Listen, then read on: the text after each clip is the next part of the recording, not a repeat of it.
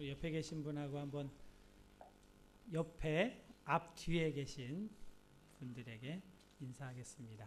주님의 이름으로 사랑합니다.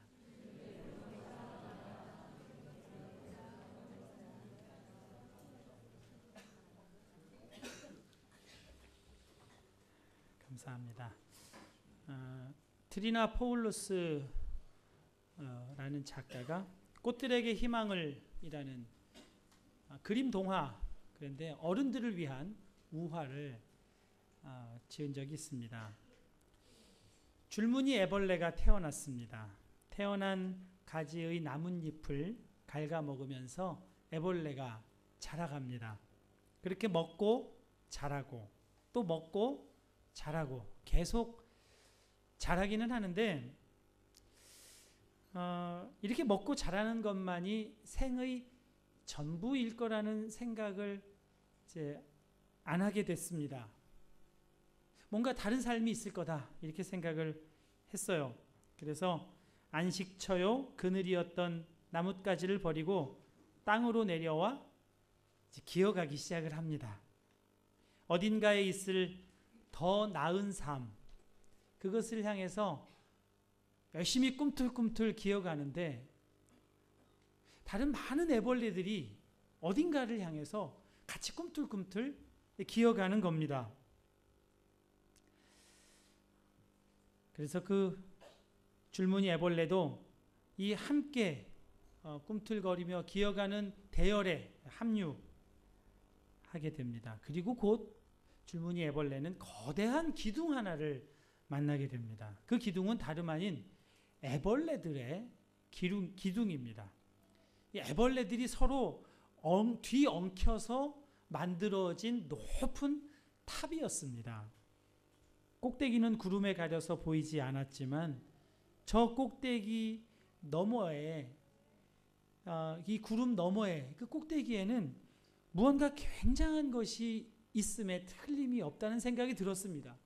그러니까 그렇게 모두가 다 그 기둥을 타고 올라가려고 그렇게 애쓰고 있는 것이겠죠. 그래서 줄무늬 애벌레도 그 기둥의 대열에 뛰어들었습니다. 경쟁이 아주 치열했습니다. 남을 밟고 올라간다는 것이 무척 미안하기도 하고 마음이 아팠지만 이거 어쩔 수가 없는 일이라고 생각하면서 점점 경쟁하며 올라갔습니다. 올라가는 것이 너무나 힘들고 또 회의가 느껴질 즈음에 노랑 애벌레를 만나게 됐습니다. 둘은 대화 중에 더 이상 기둥에 오르는 거 하지 말자, 이렇게 기둥 오르는 걸 포기하고 이런 거친 경쟁보다는 둘이 함께 지내는 것이 훨씬 좋을 것 같아서 이제 기둥에서 내려오게 됩니다. 서로 사랑하게 된 거죠. 애벌레 둘이 서로 사랑하게 됐습니다. 함께 놀고 먹고 함께 먹으면서 서로를 안아주기도 하고 그렇게 아주 행복하게 시간을 보냈습니다. 그런데 그 행복한 시간이 끝까지 가지를 않았습니다. 줄무늬 애벌레는 다시 저 높은 어딘가에 있는 그 꼭대기를 향한 동경이 다시 일어나기 시작했습니다.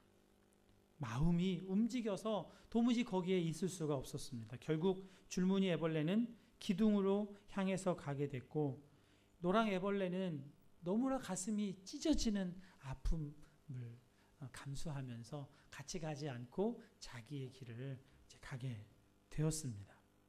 이 줄무늬 애벌레가 이번에는 각오를 단단히 하기로 마음을 굳게 먹었습니다. 이제 올라갈 때는 다른 애벌레들의 눈을 쳐다보지 않기로 했어요.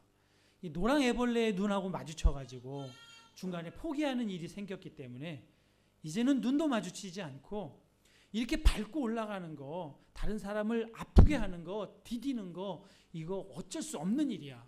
너도 최선을 다해야 돼. 이런 마음가짐으로 아주 죽을 힘을 다해서 필사적으로 꼭대기를 올라갔습니다. 기진맥진해서 거의 정상 근처에 올라온 이 줄무늬 애벌레가 잠시 쉬고 있는데 아주 소름 끼치는 일이 일어났습니다.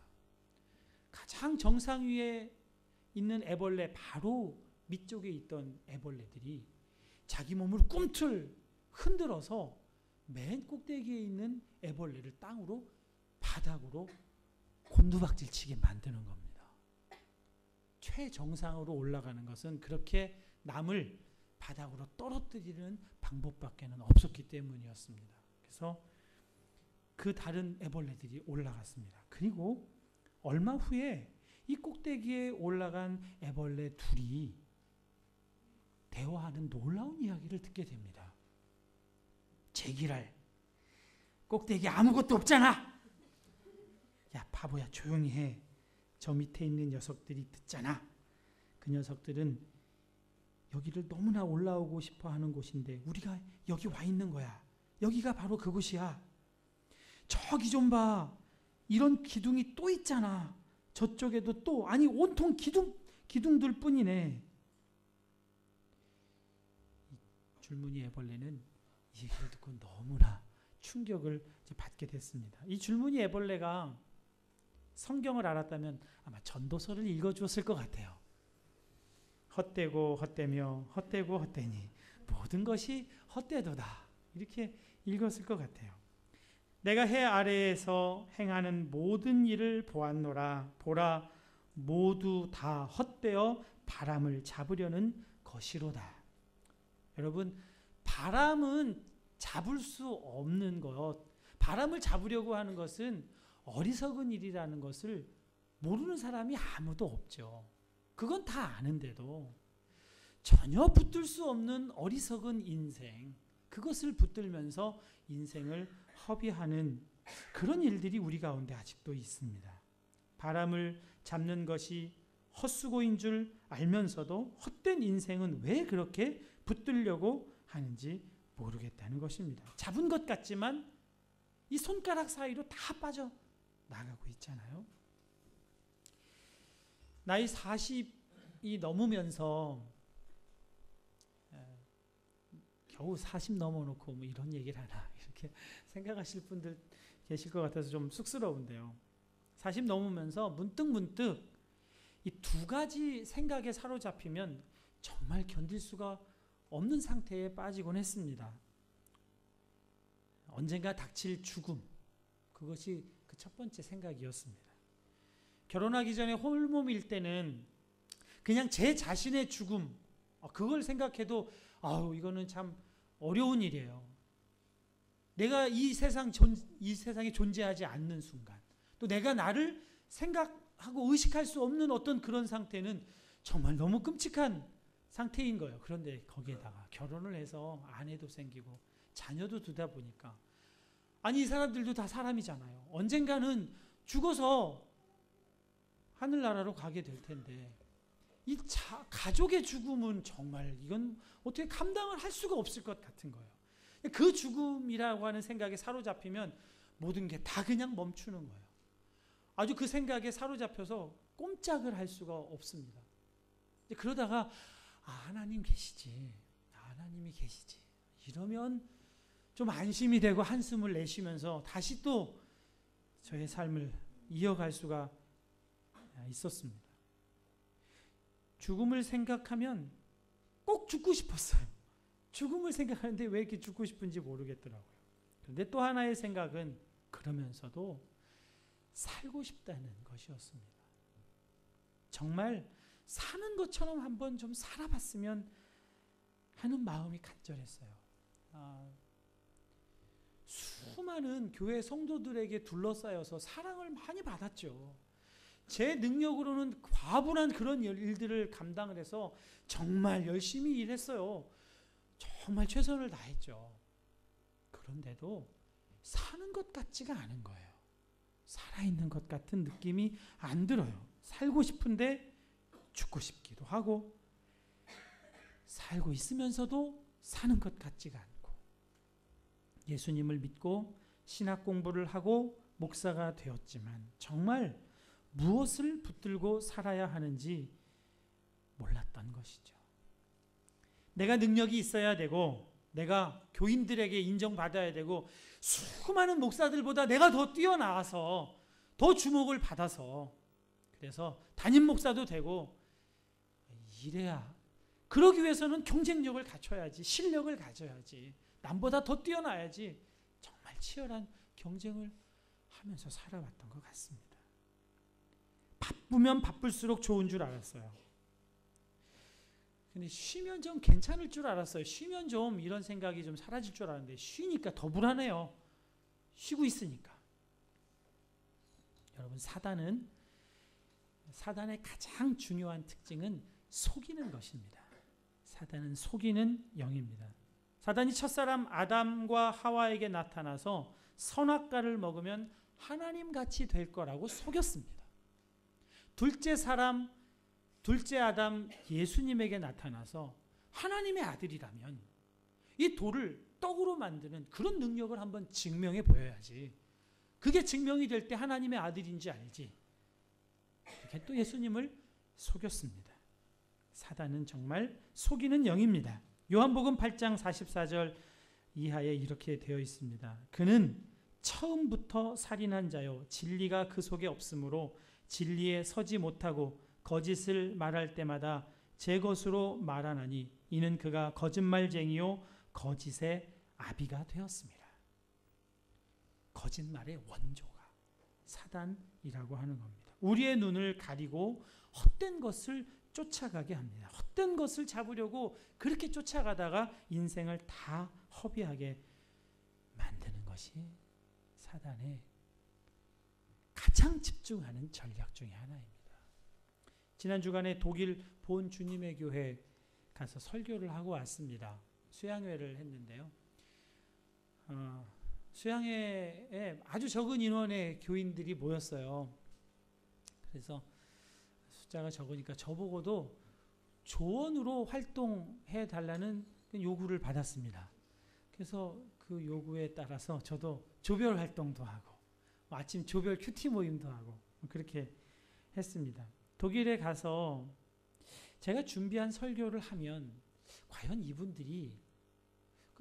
이분들에게도 이 설교가 먹히는 설교일까, 이런 의문을 좀 가지고 갔어요. 왜냐하면 독일은 경제적으로 훨씬 안정이 되어 있고 또 사회보장제도도 아주 잘 되어 있는 곳이잖아요. 거기서 사는 교민들에게 예수님 한 분으로 충분하고 예수님으로 살고 하나님을 경험하는 삶을 살아가라고 설교하면 이분들이 그 말씀의 은혜를 받을까 하는 그런 생각을 하고 갔는데 의외로 이분들이 그 설교에 위로를 많이 받으시는 것 같더라고요. 재미있는 것은 본 주님의 교회 성도님들이 이태리에 사는 저와 우리 한마음교회 여러분들을 너무너무 부러워하더라고요. 그 독일 그렇게 좋은 데 사는 분들이 왜 그렇게 여러분을 부러워했을까요?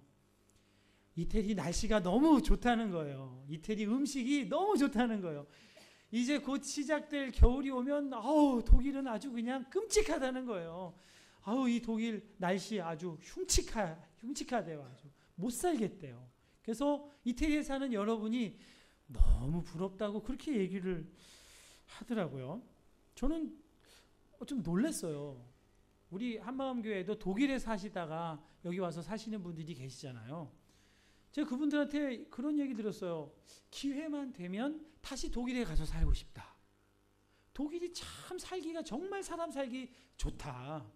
그런 얘기를 들었어요. 그리고 성악 전공한 전공자들이 독일 가서 취직을 하고 싶어 하잖아요. 아직 취직 자리가 정해지지 않았는데도 벌써 이주해서 취직자를 찾으러 희망을 가지고 독일로 가지 않습니까? 독일은 성악 전공자들에게는 꼭 가서 살고 싶은 동경의 나라예요. 저에게는 그렇게 생각이 됐어요. 그런데 거기 사는 분들이 이태리 사는 걸 그렇게 부러워하네요. 이태리에 사는 사람들은 독일 가서 사는 사람들을 그렇게 부러워하고 독일에 사는 사람들은 이태리에 사는 사람들을 이렇게 부러워하는 이런 참 웃지 못할 그런 현실이더라고요. 제 자신에게 한번 정직하게 질문을 해봤어요. 너는 좋냐? 너는 이태리 사는 게 좋냐? 전 정직하게 얘기할 수 있습니다. 저는 이태리 사는 게 좋아요.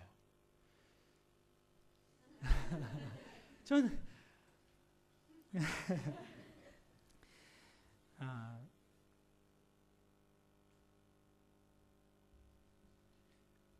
그렇죠. 이태리에 사는 거라고 할 수는 없죠. 뭐 밀라노 사는 거, 산도나또 밀라네제에 사는 게 좋은 거죠. 제가 이태리 뭐 다 본 것도 아니고 산도나또 밀라네제에 사는 게 좋아요.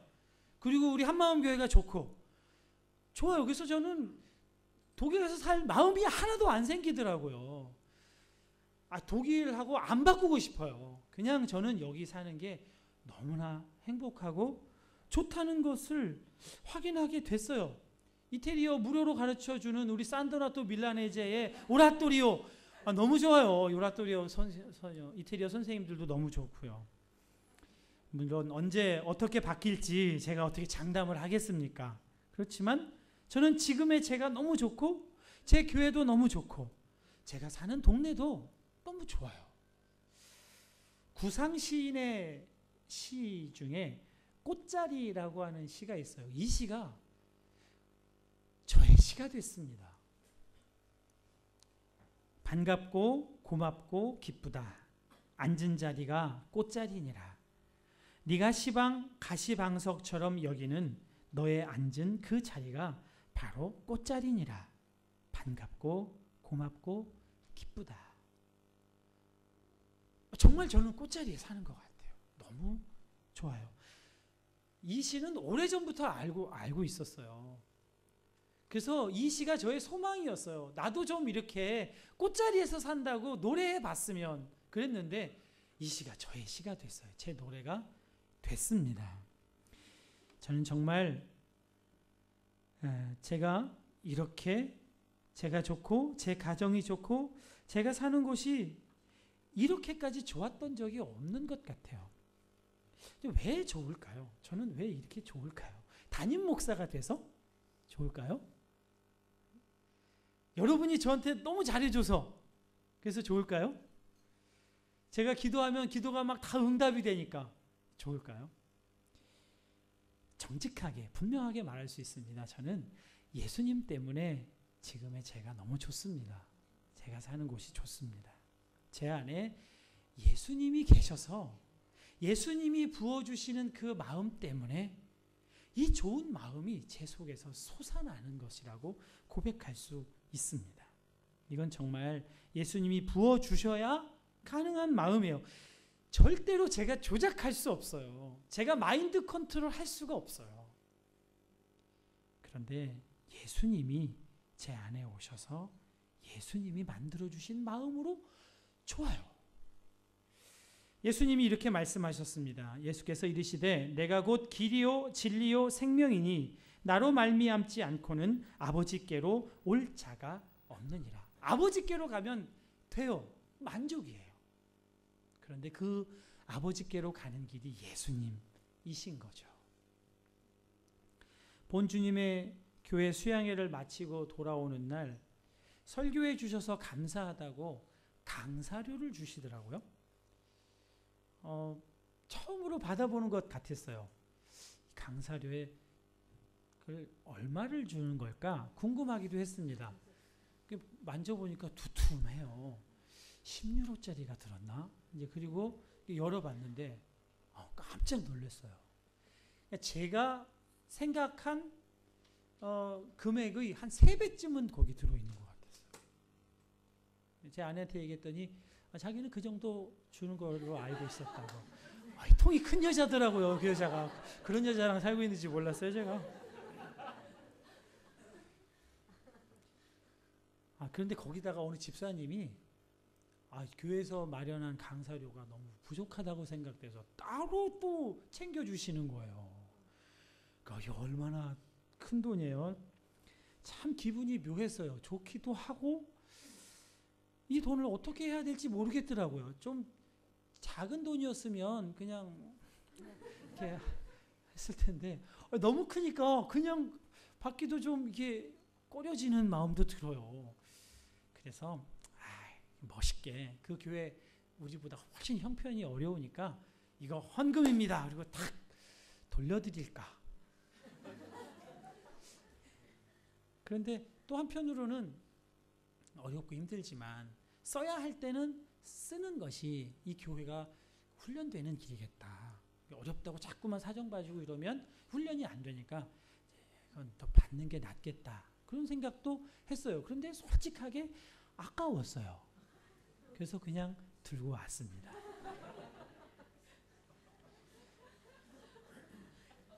여전히 그 돈이 제 마음에 계속 남아 있어요. 한 주간 이렇게 지내는데 계속 마음에 걸려요.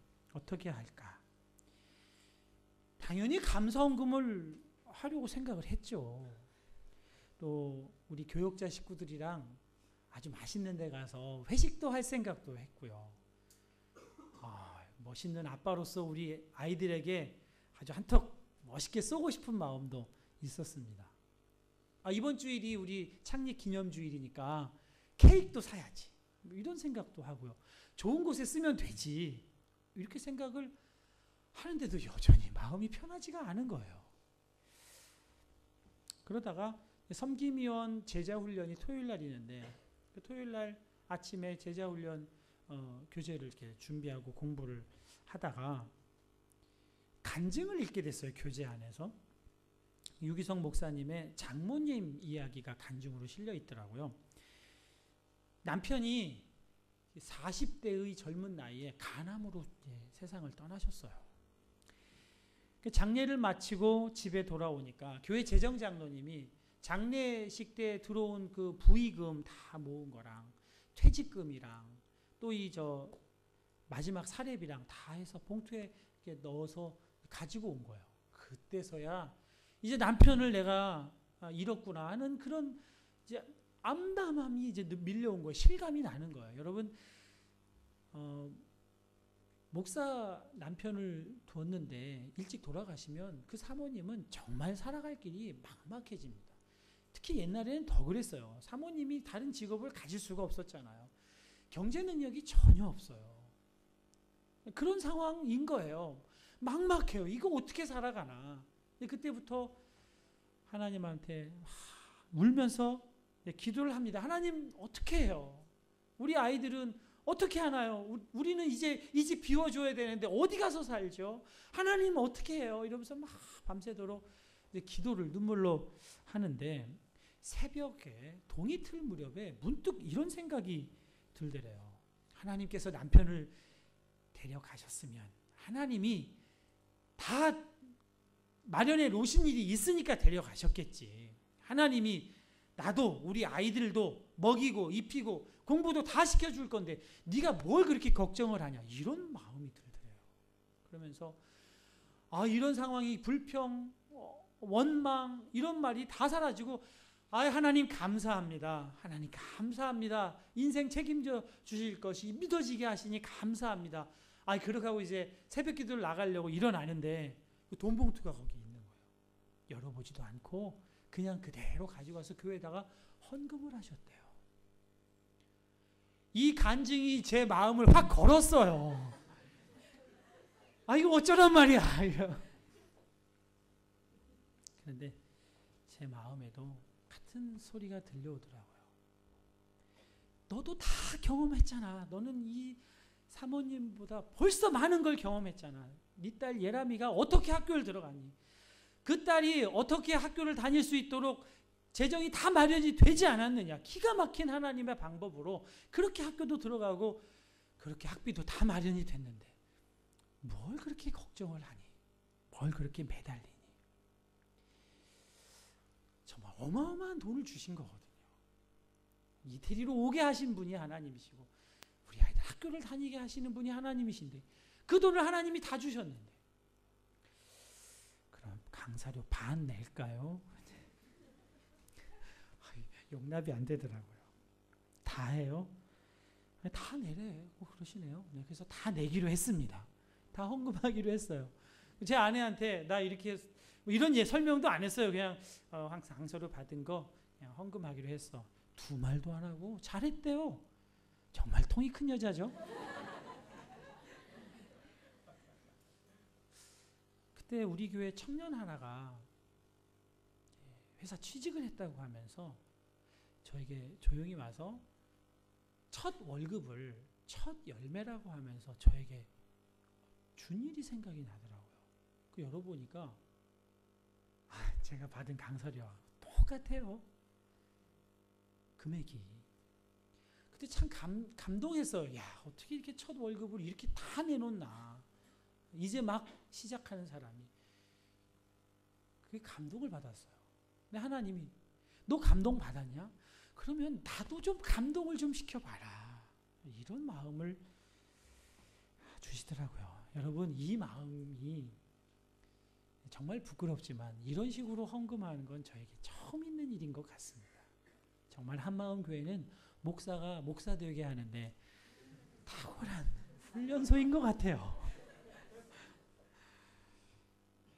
이 마음 들어온 거, 이건 정말 저에게는 기적 같은 일입니다.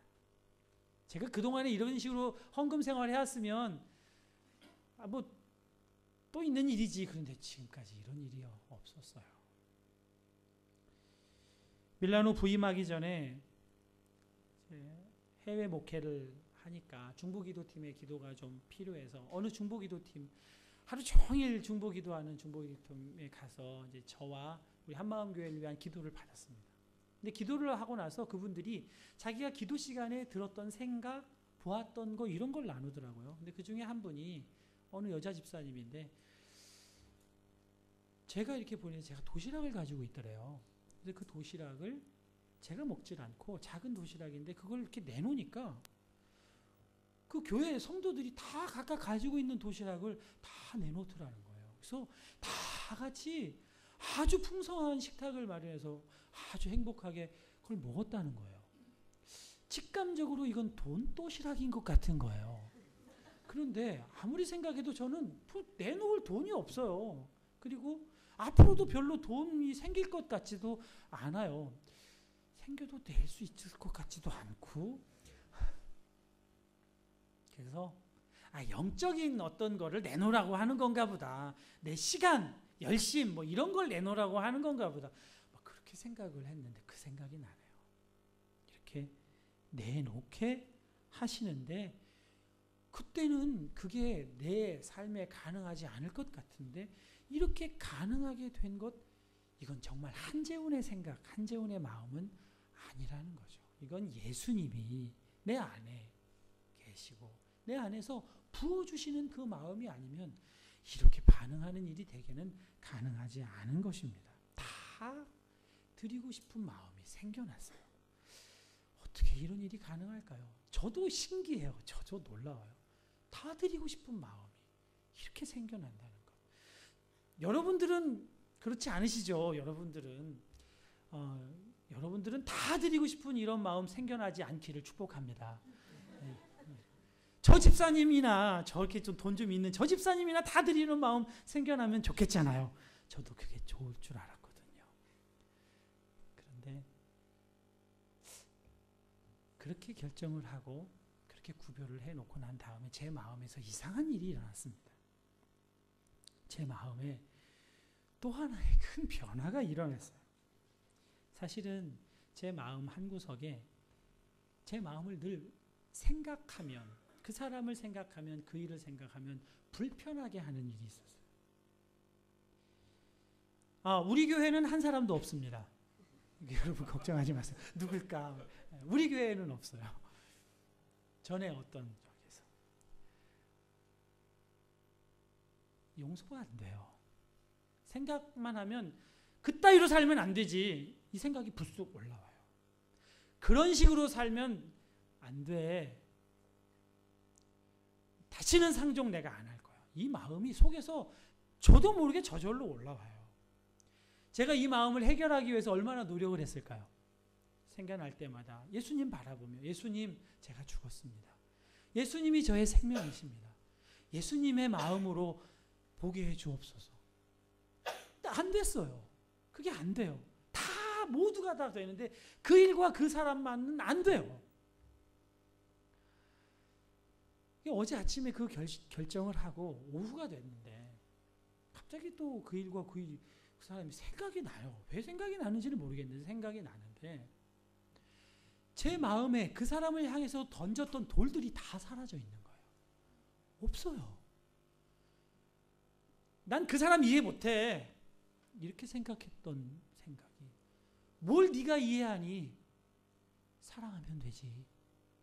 이해하지 말고 그냥 사랑해. 근데 그 사랑의 마음이 생겨나네요. 어떻게 이럴 수가 있을까요? 제 마음 한구석에 은밀하게 숨겨놨던 욕심, 돈 욕심의 자리, 그 자리를 비웠더니 예수님이 거기에 제 마음으로 들어오셨네요. 아무리 용서하고 싶고 아무리 비판하지 않고 비난하지 않고 돌 던지고 싶지 않았던 그 마음이었는데, 이 숨겨놨던, 은밀하게 가려놨던 이것이 사라지니까, 이것이 해결되니까 거기에서 놀라운 마음이 생겨나네요. 여러분, 정말 예수님이 길이요 진리요 생명 맞습니다. 예수님이 내 안에 생명으로 오시면 제가 그 생명으로 살아가는 것이 분명하게 나타납니다. 제가 움켜쥐고 은밀하게 숨겨둔 이것을 꺼내서 주님께 드리니까 바로 거기에, 그 자리에 우리 주님이 임하시는 거예요. 사랑하는 성도 여러분들에게 다 이런 축복이 있기를 축원합니다. 예수님께 마음을 연다고 하는 것은 그냥 상상으로, 심리적으로 하는 것이 아니라 실제 내가 움켜쥐고 있는 그것을 내놓을 때 마음이 열려지는 것을 여러분도 다 경험하시면 좋겠습니다. 여러분, 돈으로, 천만금의 돈으로 누가 용서가 되겠습니까? 누가 사랑이 되겠습니까? 내 안에 지금 그냥 이대로 살다가 죽어도 좋겠어 하는 그 기쁨이 돈으로 사지겠습니까? 그런데 그 돈을, 숨겨놨던 그 돈 욕심을 주님께 내놓으니까 그 안에 예수님이 임하시네요. 예수님의 마음이 가득하게 되네요.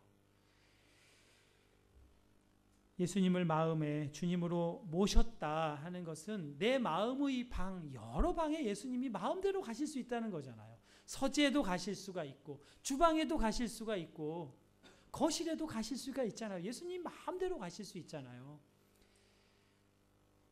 내 생각에 예수님이 마음대로 들어오실 수가 있고, 내 목마름, 내 배고픔을 채우는 그 주방에 예수님이 마음대로 들어오실 수가 있고, 내가 좀 여유 있는 시간에 보내는 그 거실에도 예수님이 마음대로 들어오실 수 있도록 해드리는 것이 예수님이 내 안에 들어오셨다는 것 아니겠습니까? 그런데 여러분의 삶에도, 여러분의 생각에도, 여러분이 그냥 아무거나 막 먹으면서 채우려고 했던 그 주방에도 예수님이 계신가요? 그 예수님이 계실 때, 그 예수님이 정말 주인이 되실 때 여러분의 삶은 생각지도 못한 삶으로 바뀌고 변화되어 가는 것입니다.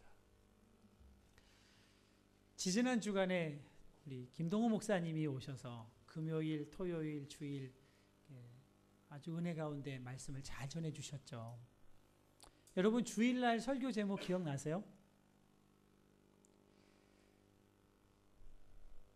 내용은 생각이 나는데 설교 제목은 생각이 안 나는 거죠. 사랑과 책임이라고 하는 설교 제목이었습니다. 우리가 다 그때 설교 말씀 들으면서 어떻게 했죠? 그래, 이제는 사랑할 줄 알면서 살아야지. 이제는 책임도 좀 질 줄 알아야지. 그래, 나 이제는 사랑하면서 살 거야. 내 가족, 내가 그동안에 관계 소홀히 했던 그런 사람들, 이제는 내가 사랑할 줄 알면서 살 거야. 책임도 질 줄 알아야지. 교회에 대해서, 가정에 대해서, 내 이웃에 대해서 책임도 질 줄 알아야지. 책임지면서 살아갈 거야. 이렇게 다 결심했잖아요. 다 결단했죠. 저도 그렇게 결심했어요. 저도 그렇게 결단했어요. 그렇게 살고 싶어. 그렇게 살 거야. 그런데 여러분, 그렇게 사셨습니까? 정말 그렇게 살아지든가요? 사랑하게 되든가요? 책임져지든가요? 안 돼요. 2주 지나니까 다 잊어버렸죠. 다 사라졌어요. 그 결심, 그 결단 다 없어요. 어디가 있는지 모르겠어요. 왜 그런 일이 생기죠? 우리의 결심과 내 결심, 내가 해야지 하는 것으로는 안 된다는 거예요. 근데 우리는 너무나 순식간에 내가 하는 걸로 또 나가요. 내가 멋지게 살아야지. 내가 멋지게 사랑해야지. 내가 멋지게 책임도 져야지. 이렇게 해요. 안 돼요. 예수님이 내 안에 주인이 되실 때 사랑도 할 줄 알고 책임도 질 줄 알면서 살아가게 돼요. 여러분 정말 이걸 꼭 기억하시기 바랍니다.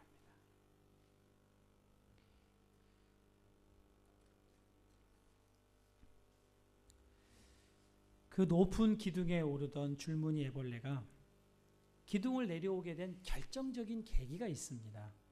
그건 그 높은 기둥을 기어 오르던 줄무늬 애벌레가 완전히 기진맥진 지친 상태에서 그 기둥 위에 있는 나비를 만났어요. 노랑 애벌레가 나비가 되어서 나타난 거예요. 나타나서 그 날개짓으로 줄무늬 애벌레의 땀을 식혀주고 그 더듬이로 줄무늬 애벌레의 털을 이렇게 만져 주는데 이 줄무늬 애벌레에게 이상한 일이 생겼어요. 지금까지 막연하게 저 꼭대기 어디로 가면 뭔가 의미 있는 삶, 뭔가 나은 삶이 있을 거라는 그 희망이 거기가 아니라 나비가 되는 거구나 하는 것을 알게 돼. 나도 나비가 될 수 있겠구나 하는 그런 믿음이 생겨났어요. 그래서 당장 그 기둥에서 내려오게 됐습니다. 그리고 그 나비의 안내를 따라서 노랑 애벌레가 매달렸던 나뭇가지로 갑니다. 아직도 그 나뭇가지에는 노랑 애벌레가 허물 벗고 간 누에 고치가 매달려 있어요. 바로 그 옆자리에 줄무늬 애벌레가 누에 고치를 뒤집어 쓰는 거죠. 그리고 애벌레의 삶을 끝냅니다. 그 생을 끝내는